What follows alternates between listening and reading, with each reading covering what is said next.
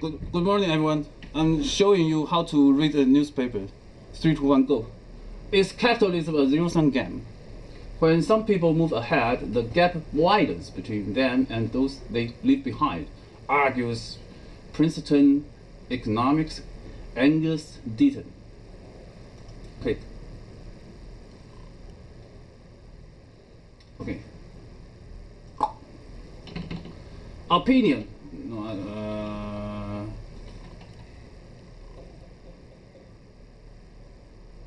Okay, from here. In his book, The Great Escape, a masterful account of just how much richer, healthier, and happier humankind has become in the last century alone, Princeton economist Angus Deaton makes the inescapable point that whenever some people move ahead, the gap widens between them and those they leave behind. The story of material progress, he writes, is one of the both growth and equal inequality. It is thus hardly surprising that inequality within societies, as well as between them, has become one of the most pressing issues of our time. Many in the United States fear that we are developing the social structure of much of Latin America, with a small, fabulously rich elite facing off against the masses, hundreds of millions of people who see no ladder into the middle class. And we seem to be facing a future of factories in which the work is done by robots and computers, with only a few highly skilled humans to make sure everything is running properly, of Downton Abbey, Redux, where the highly pampered, fortunate few employ an army of retainers to care for themselves and their property. The jobs that created and sustained the middle class in the United States, at least, are nowhere in sight.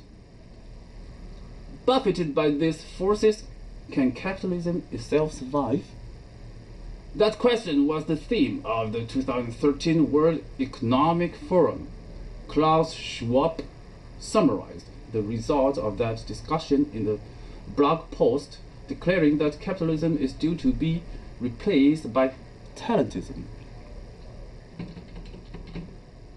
He pointed out that capitalism is not an ideology of free markets and individual responsibility, but rather an economic system in which capital is the most important factor of production, requiring an infrastructure that allows it to be amassed and invested easily.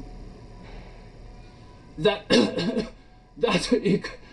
economic system was a product of the Industrial Revolution, creating an economy driven by investment in large enterprises.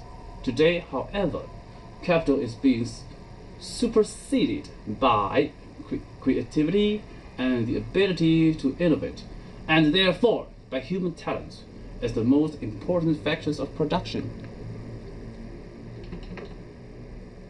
Geoff Morgan, former economic advisor to Tony Blair, sees capitalism is a little differently.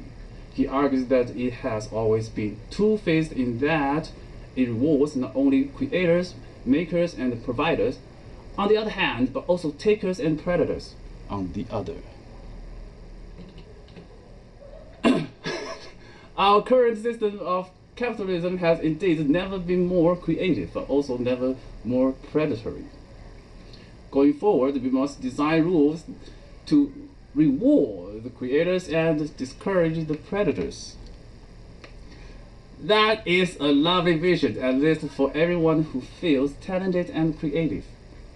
Certainly, technology puts more at the fingertips of the world's creators, innovators, inventors, and entrepreneurs than ever before. We can start a business from our labs, creating a website, hiring and communicating with the employees, assembling services from accounting to payroll to marketing, all online. Technologists at the New America Foundation have developed a wireless mesh communication system that can be downloaded and installed by any community seeking to create a fast and effective internet for free. The sharing economy allows individuals to make money out of renting rooms, cars, power mowers, and snowblowers, and anything else they want to pass on to others, changing the underlying concept of what it means to own something in the first place. Still, all creators are still riding on the backs of investors, public investors. Mariana Mazzucato, an economics professor at Sussex University, has just made a powerful case that new technologies from the iPhone to the GPS to immunization have all been initially funded and incubated by government investment. Incubation is a nursery image, enabling an infant to survive and thrive.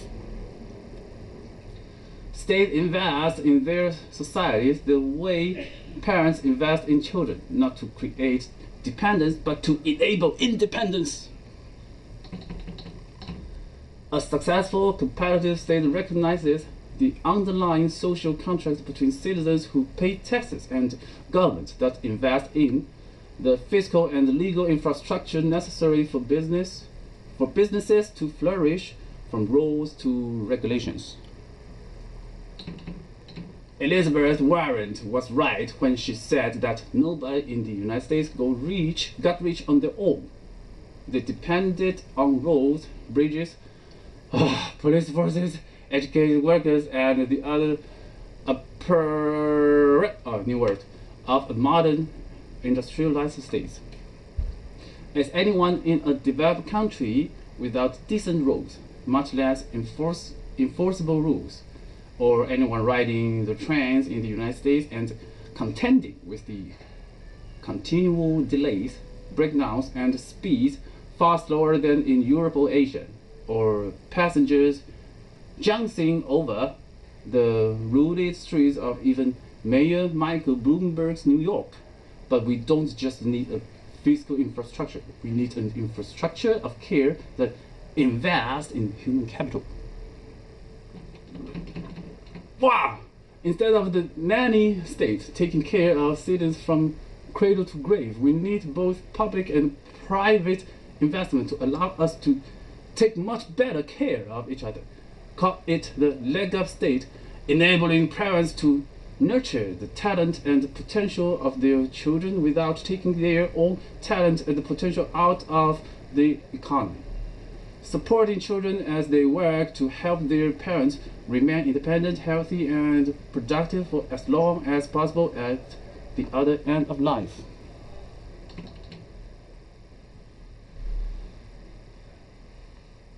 New word. And rewarding teachers, childcare workers, early education providers, coaches, nurses, therapists, social workers, community volunteers, and members of any other caring profession. The leg up state is also the answer to growing inequality.